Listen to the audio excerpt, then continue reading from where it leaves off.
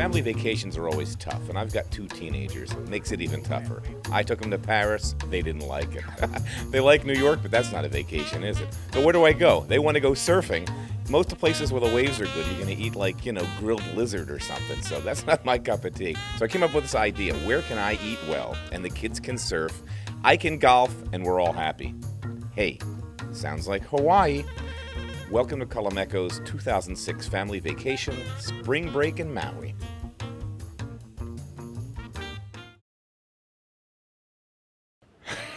This is wacky. I mean, in my mind, it's like 4 in the morning. We had this long flight in, had to get up early, blah, blah, blah. We're in Maui. Maui is in Maui, Hawaii. And this thing's called an imu, this flaming pit. They can let this thing go down, throw in some wood.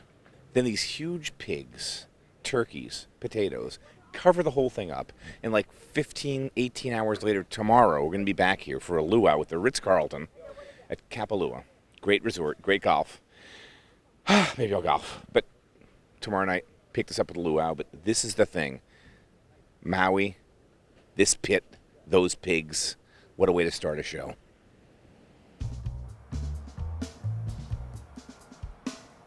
Okay, it's the next morning, and we're going to head over to a place called the Maui Swap Meet. And it's not what it sounds like. They're not swapping stuff. Here, every Saturday, they get together and they sell fresh produce.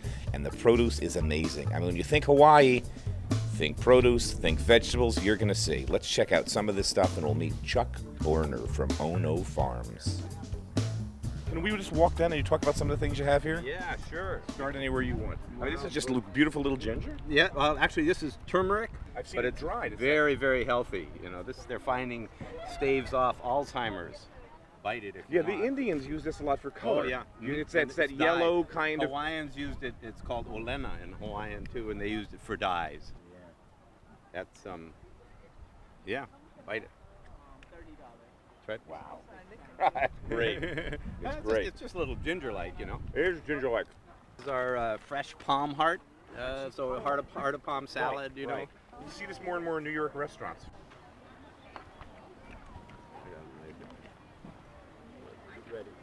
Thomas Keller has this on his menus.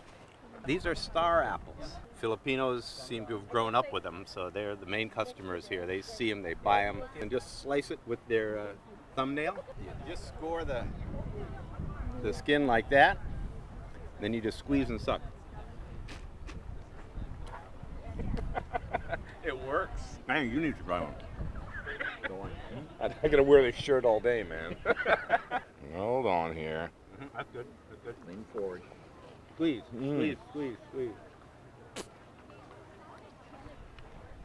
That's the way you eat them, huh? Freaking amazing. It's empty almost, and I'm not done. Right. That was wonderful. We're here at San Satos in Wailuku for breakfast. Heavy local hang, they tell me. You can kind of see by the room that it is. It's in like this kind of industrial mall. I would have never found this place because there's like offices nearby, but it's packed. There's a waiting list outside. You sign in and you wait. We waited. We're in. I love this. This is a breakfast item. It's called a Loco Moco. Loco Moco. What is it? In America, we'd have eggs over easy with hash browns, bacon, ketchup, maybe some kind of home fries. No. This is a hamburger of some variety. 2 eggs over easy, a sauce or a gravy, 2 scoops of white rice, which apparently appear on everything. Everything comes with white rice. And because there's not enough starch there, we have macaroni salad. Yes, and your vegetable portions there. A couple peas and carrots. That's healthy. We'll do this at home. Yeah, we'll do this at home. Surprise the kids one morning. Instead of the usual pancakes and corned beef hash, we'll give them a Loco Moco. Yeah, they've been in Maui. What's Loco Mocos in my house? Bon appetit. It's hard to imagine this, but the Hawaiian Islands have between 18 and 21 climactic zones. It's freezing on the top, it's hot on the beach, and you've got everything in between. There's also these great subcultures of people that live here. We're going to visit a goat farm place where there's an expat German doing goat cheese, grandma's little coffee shop, which is kind of a hip bohemian hangout, little artist communities, and 2 places we're going to stop today are the Tedeschi Winery, where they actually make wine in Maui. They're kind of known for the pineapple wine, and we'll see if it's all that. And the next stop is going to be the Maui Beef Company, where they actually graze cattle, kind of at mid-elevations here on the island. The Maui Cattle Company. I'm thirsty, so first stop, the winery. I love this backstory. How did this place come to be? Tell me about this Hawaiian King thing. Hawaiian King. Well, that's quite an old story.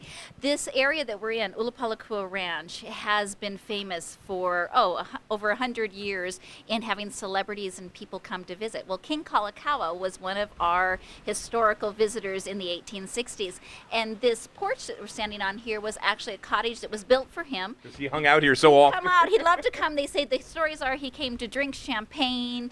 They danced in our ceremonial grounds here, played poker, had a very good time. The king liked to party. Yes, he did. And so it's appropriate we're here making sparkling wine now. Well, okay, pineapple wine. I don't know if it's all that, but God bless them, they're trying.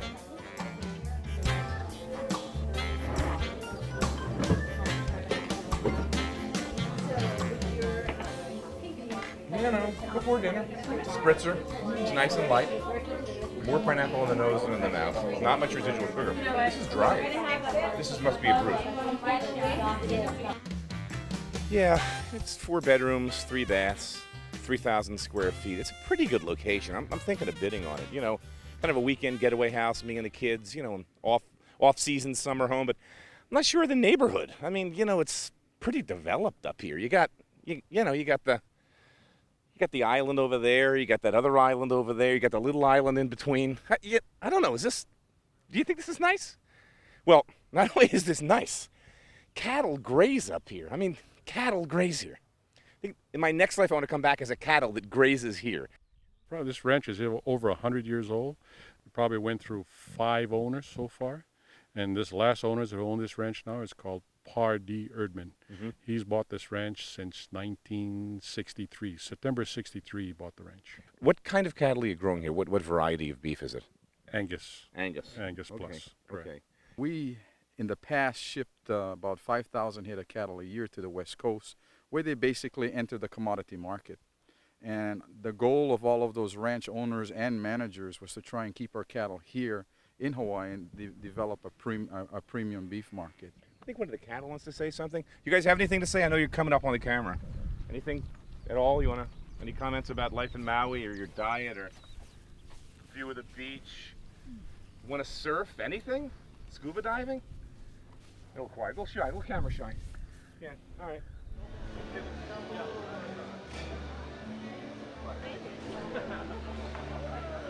I'm here with Clifford Naole at the Ritz-Carlton. Tell me about this event tonight that we're going to take part in. When did it start and what was the idea? This is the 40th annual Celebration of the Arts. The original idea was to create a common ground for people, visitors and Hawaiians to come together. We found, of course, that art, food, music, dance, that's a good common ground. So this is all about interaction. It's all about inspiring people to learn about each other, enjoying each other, and understanding that the Hawaiian people are more than just people that dance the hula. I'm here with Hokulani, who's going to be my Sherpa, guiding me through this buffet, because I am clueless. Tell me what I'm looking at here, because you know this food, and you're telling me this is really the place to start and finish. Absolutely. This little section. This little section is made up of the raw food that we enjoy eating. They basically are seafood, but there is also things that come from our streams. This is opai, or freshwater shrimp, that has been gathered by hand and cooked. Here we have what is known as taco in Japanese, but it's octopus, and it's raw or blanched a little, and then cut up with tomatoes and various kinds of greens. These are opihi or limpets, and they grow against the rocks. Now this is some of that pork that we saw last night from the emu. Yes. Came off, taken off the bone, pulled, and ends up as this. Yes. How is it eaten? With just as is. Okay. Just as is. It's been salted a little and eaten just as is. I mean, some of the earliest things that informed this, you had Hawaiian food that was indigenous to the population. Yes. Then the Philippine population came with the plantations. Well, they were the last ones to come. The first ones to come were Chinese, then came Japanese, Portuguese, and then the Filipinos were the last to come in 1905. So you've got this Pan-Asian thing from Japan, China, which has an incredible, palette to choose from, Korea, which is very unique, and then the Portuguese come giving you this European thing. So this is like this amazing... And that's why at our family luau, you will have a little bit of it all.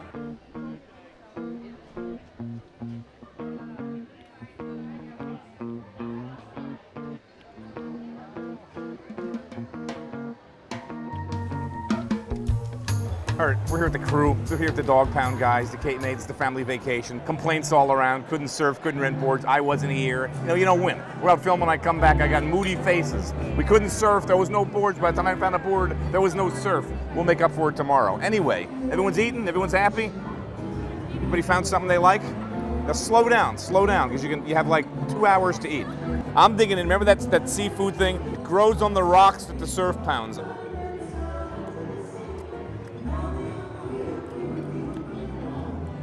What am I eating? It's like a cross between an oyster, a mussel, and I don't know, a bear paw or something. Man, this thing's bizarre. You gotta try some of this. All right, I'm digging into poi. Poi to the rescue.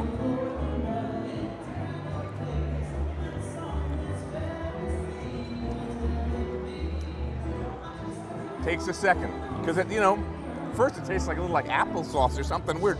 This is an acquired taste, but I think I'm gonna grow to like this. When we were at the luau, when the Lynn family came on, I stopped dead in my tracks. This is some really beautiful music. It kind of reminds me of the stuff I heard in Whale Rider. I mean, this stuff just stopped me cold. It's great. 3 generations.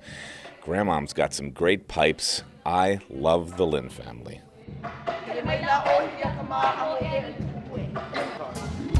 We're at the Kanapali Alihi. It's not a fancy schmancy hotel. It's really the local hang. We're here for Easter Sunday brunch, and I gotta tell you, the food is kicking good. Here with Chef Thomas. This is the best, billed as the best buffet brunch in town. This happens to be Easter Sunday, so the place is totally cranked. How many covers are you gonna do today? About 1,200 today. Hey, those are New York numbers, man. 1,200 covers here. No, we always do pretty large numbers on all holidays, Is it kind of like a local place as far as all these hotels go? I see a lot of locals. Looks like they're coming here. Lot of locals, a lot of actually people from other hotels come here. Yeah. And we're pretty much the best buy. And the variety that we have right now, we have about 60 different varieties of food coming out. Here we have a taco poke, which is octopus sliced. And all the different types of pokies. We have ahi poke. This is real traditional. Oh, Hawaiian. very These traditional. Now we're getting into the traditional, Very traditional. raw marinated fish.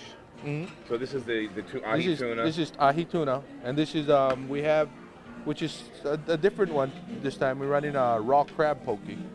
You can use blue crab, white crab. Hawaii we have white crab, which is very similar to the blue crab. Stay tuned. Sean, how is everything?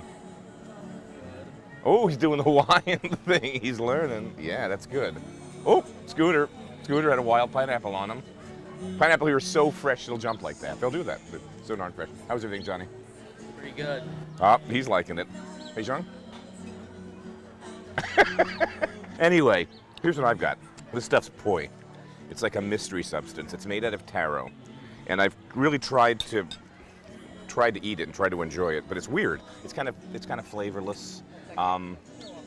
Anyway, I just can't quite get to it. But the chef here said mix it with the lomi salmon or this local style ahi tuna. So what I'm doing is I'm getting the poi and I'm shimmering it all over the salmon. And it worked. Now I'm okay with poi. Because it provides this like starchy, bland counterpoint to the onions, pico de gallo, salt, acid aspect of the salmon. All right, next stop, the Pineapple Grill, which is located at the Ritz-Carlton in Kapalua. Kapalua is one of the real high-end resorts. Of course, it's a Ritz-Carlton, and this is where they host the Mercedes Golf Championship every year. I'm going to try and get out later for a round of golf, but in the meantime, we're going to visit Chef Joey Macadang-Bang, who's cooking up some dishes, including some of that Maui beef we saw earlier. All right, time to taste it. We saw this beef when it was alive, up in the hills there. So this is my first time really to taste it. I could taste the truffle oil right now in that sauce. It's a little bit more. Wow. That's beautifully tender beef. All right. I can't eat and come here and not golf. So I'm going to go play virtual golf on the golf course. You know what I mean? This is my way of getting par. Join me on this one. Coming off that park, my David Duval shades on. Remember Dave? Man, he was good back in the day. That guy was good for like a year. Whatever happened to him? But I'm wearing the shades. I don't know why. It's bright out and the sun's right there. 170 yards, I'm playing from the blue tee. It's about 160, 150 to carry. I don't see any problem with this. Probably a 7-iron today with this wind. A lot of wind behind us. Yeah, so it's sort of get you set up. Keep the left elbow straight, pop, hands high. Ball flight, little left to right. She's cutting, lands left corner of the green and runs. It's a good shot. I like that. You know, a lot of people worry about the water, but not in virtual golf. Well, folks, this is a chain of islands, which means it's surrounded by the ocean, which means good seafood to me. So let's see what Chef James McDonald is working on over at the Pacifico Restaurant. These are beautiful, colorful. I mean, look at this. All right, they must be, huh? I mean, look at this. Chef, what do you do with these on the menu? Well, we have a lot of uses for these. We bring these in because they're seasonal. What we like to do is just offer them maybe a couple times per week or per month. These are hand caught. They have to be hand caught or else it's illegal. They could be scuba gearing or they could be free diving, which is what Kaipo does. He goes down there just with a snorkel and some goggles and goes down and looks in the holes where they're hiding and literally has to reach in and grab them with some gloves. Kaipo, how long can you hold your breath for? As long as it takes to get one. When you think Maui, you probably don't think ice cream, but there's actually a great ice cream company here that makes wonderful products. I'm always game to visit an ice cream factory, so let's head over to the Rosalani Ice Cream place right here in Maui. We continue to make ice cream the old-fashioned way, and that's a batch pasteurized method. Ice cream is cooked before it can be chilled. So we bring it up to 165 degrees, we hold it there for 30 minutes, and then we homogenize and process it to the cooling tanks where we bring it down to 36 degrees. In fact, if you look at the other national brands, they're coming out with brands that, or labels that say smooth and creamy, or slow churn. This is the original. People eat ice cream too cold. They try to hack it out of the carton, and it's wrong. What I recommend our customers to do is you take your half-gallon out of the freezer, you place it in your refrigerator for about 20 minutes. Now, you have to plan your dessert if you're going to do that. How hard's that? I've known people throwing it in the microwave, and that's absolutely ridiculous because you're just melting the outer core. Yeah. So place it in your refrigerator for about 20 minutes, bring it out. It'll be just right to scoop, and you won't freeze your taste buds, and you can actually get the real creamy, perfect taste of product. Ice cream. Now, you don't have to just eat. Can you hold this here for a while? Sure. I'm going to just keep eating. Hey, Maybe about a half an hour. work. Lunch break coming soon? This is lunch.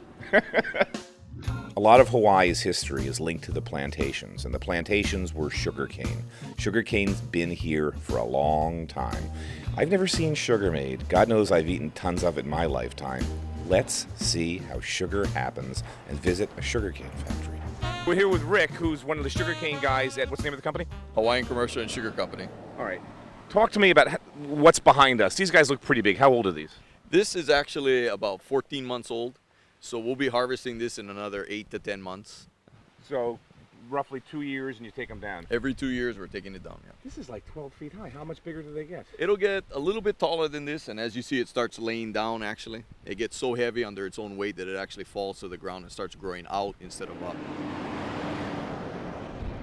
The cane comes into the factory, the stalks are crushed so we can extract the juice. That juice is then clarified or cleaned up. It's evaporated so we can get rid of the water, and then it's going to be crystallized in our pans upstairs, similar to making rock candy. It's the same principle. From that point, we have molasses and crystal together. We need to separate those two so we can send the molasses back to the factory for further process, and then we have sugar crystals that we'll package, and that'll be the final product. What do you do with the byproduct, or the junk after it's crushed? What do you do with that stuff? Sugarcane is one of the most energy efficient crops there is. After we squeeze all of the juice out of the cane, the biomass that's left goes to our boilers. We burn it. It runs turbine generators and supplies all of our power, plus about 7% of all the power requirements on the island of Maui. So you're actually a power plant on top of being a sugar manufacturer, and it sort of makes it a closed-end system. Exactly. Sweet in more than one way. I like that. Good. All right, you know I usually cook at the end, but I'm here in Maui. It's gorgeous. I'm tired, and they've got a lot of chefs around here that are great. Today I'm going to have 3 guys do demos for us. Michael Gallagher at the Sea House Restaurant, Tom Muramoto, that you've already met from the Kanapali Alihi, and Ivan Pak from Sansei Seafood. These guys are top local talents. The weather's great. The grills are open. Hey, I'm letting somebody else do this demo for me. This is the cattle company, Maui Cattle Company beef tenderloin. I'm gonna grill it, top it off with some grilled shrimp marinated in scallion pesto. Then I'm gonna put some aioli on it, so you got a lot of flavors going on with it. You gotta try it. You're gonna see me put it all together. You I trust, man. You've been knocking me out, so don't worry about that.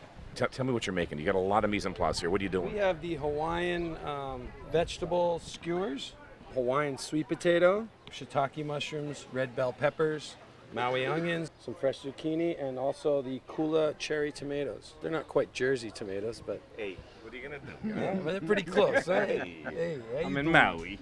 How you doing? Huh? Okay, today we're gonna do a grilled opal back with a edamame corn salsa and a truffle misoyaki red potatoes.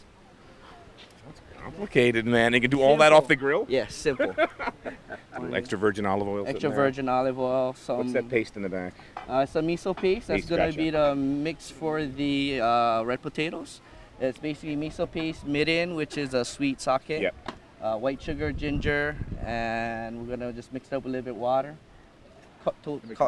Toss it with red potato, and we're going to grill it off. All right. I mean, these guys knocked themselves out in like 25 minutes. Hey, Rachel Ray, eat your heart out. This was 30-minute meals, man. These guys killed. They did this in literally 30 minutes outdoors in like gale force winds on these barbecue grills. You know, 3 of the best chefs from Maui, 3 of the great restaurants, and now we're going to go here and just, it's that part of the show. Again, we're going to eat. Family's with me. Everyone's going to eat. So we'll get reports from me and the kids, candid, uncensored. Well, maybe censored, but unadulterated or something. Honest. Here we go. All right, baby. You ready? I'm ready, man. Turn this around. We got the filet. Nice char. Oh, that's great. Marinates in it like butter. And this is that Maui Cattle Company. Maui Cattle Company beef. And again, grilled opal backs or any type of white fish. Edamame corn salsa with the misoyaki truffle red potatoes. And a little bit drizzle of the leftover marinade, a little bit drizzle of some truffle oil. Okay.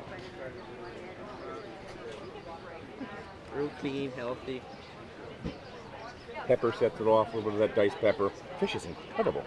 So this is moonfish, that big round thing that we see in like... Ugly looking fish. Well, I don't know. Don't they have it in like fish tanks and stuff? No. No, it's that ugly? It's a bottom fish. It's a bottom? Oh, so it's not in anybody's fish tank. Dr. No's fish tank. Batten cleanup at 6'2" from Point Pleasant, New Jersey. Chef Mike. Chef, this is gorgeous. I got to take one of these things apart and do a number on it. Yeah, you got to go after it. I mean, you're never going to get produce like this anywhere else in the world. The volcanic soil, the altitude that it's grown on. Everything here is from the island. Everything Mike here. Green's the whole shooting match. Everything's grown here on the island. You want to hold the mic? Yeah, He's got a job. Give him the credit. We got a, what do we call that guy? I don't know. We don't have one. Sound man? We don't have one of them either. No. So you have those Kula tomatoes. Try that That's Japanese like sugar. eggplant. That is nuts. That Japanese eggplant's awesome. I love that. It just absorbs all the flavors you put into it. Sweet red bell peppers, shiitake mushrooms. I could almost be a vegetarian here. Yeah. For like 24 hours. But I mean, this is delicious. This is great. Well, you grill a piece of Honda's fish and you put it with my kebab, and I think we got a meal. Done. Now you're talking. Plate number 1. There you go. Thanks, Chef. You're very welcome. And sound man. Enjoy. Thank you. Anyway, this is great. So, signing off from Maui. Another great meal. Another hang here. The barbecue's available. Waves on Thursday. He's mad. Waves Thursday. Big breaks on Thursday. That's what they're telling me. Sean? Renting boards, getting there. Okay. Thanks for watching. See you back in our side of the Pacific for the next episode.